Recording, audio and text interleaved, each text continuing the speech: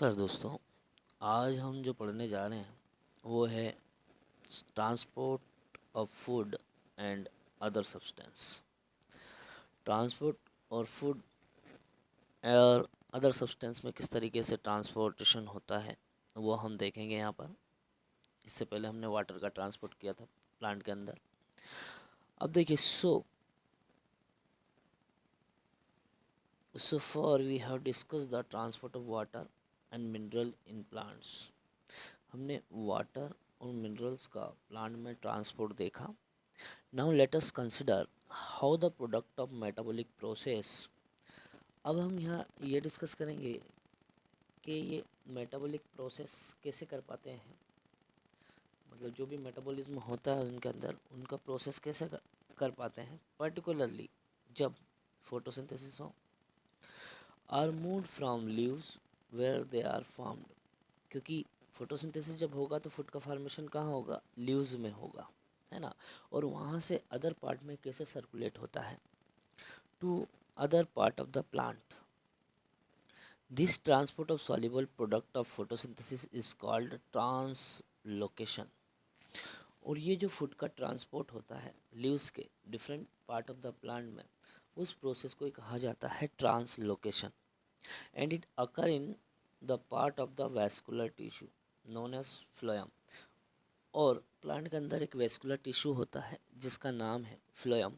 वो इस प्रोसेस को, ट्रांसलोकेशन प्रोसेस को प्रोसीड करता है beside the product of photosynthesis.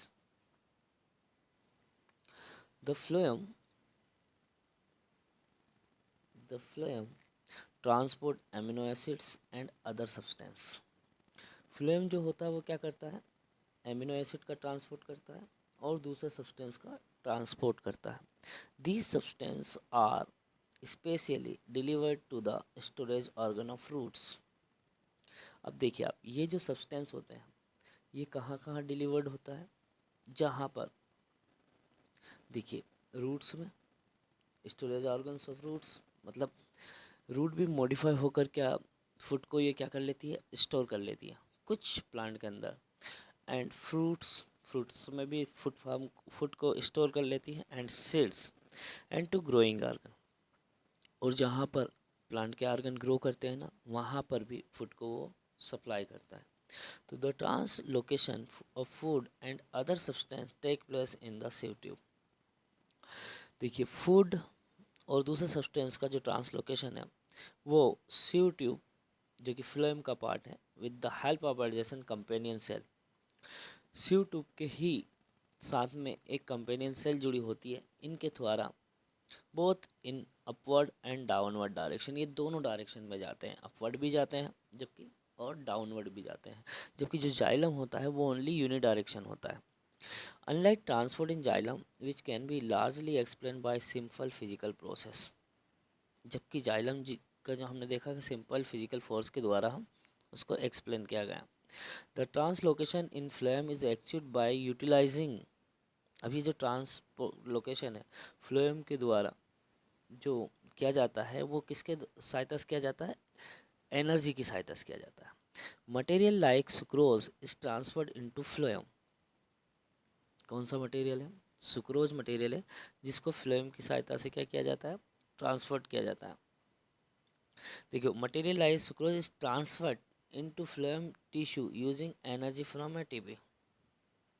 अब ये एनर्जी कहाँ से मिलती है, जो सुक्रोज मटेरियल्स होता है उसको फ्लोएम के अंदर ट्रांसफर किया जाता है ताकि एटीपी से उसको एनर्जी मिल सके।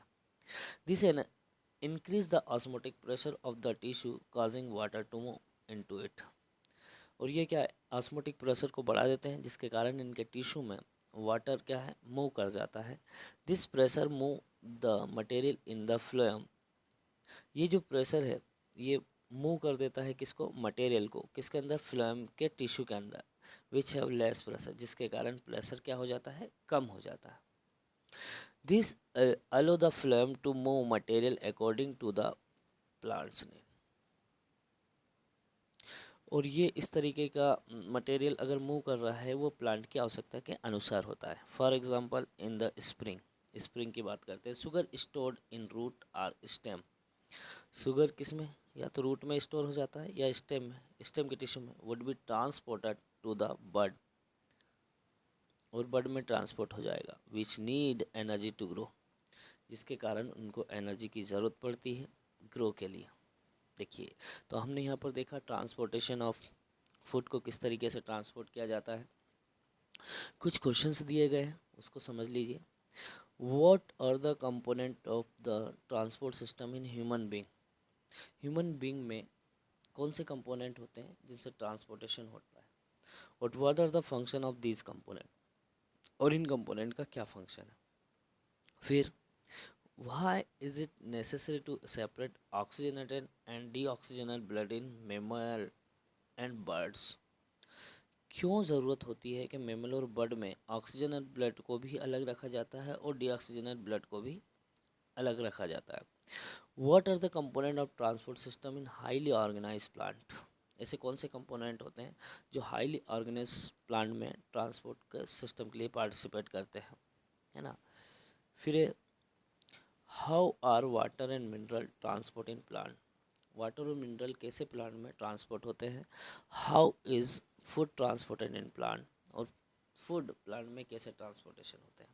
तो आज के लिए हमने जो पढ़ा है वो आज हमने देखा कि ट्रांसपोर्टेशन फूड, है ना, इन प्लांट के प्लांट में कैसे ट्रांसपोर्ट होता है फूड का। और इससे पहले जो हमने डिस्कस किया उसमें वाटर एंड मिनरल का देखा था किस तरीके से ट्रांसपोर्ट होता है ना। तो आज के लिए इतना ही, कल हम जो डिस्कस करने वाले हैं वो एक्सक्रीशन डिस्कस करेंगे। तो आज के लिए इतना ही। Thank you very much.